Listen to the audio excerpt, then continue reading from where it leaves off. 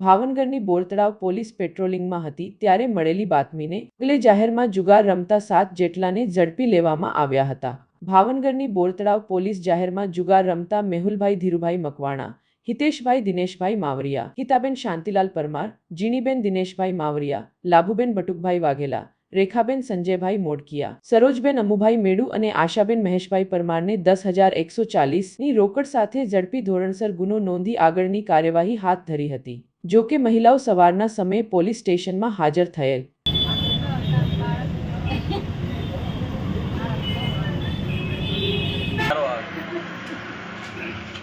વધારે ન બોલો સર।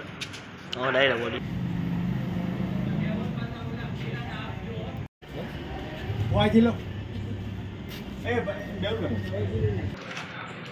આમ રાખો આ કરે ઉપર દેખાડો ભાઈ અંદર જો ભાઈ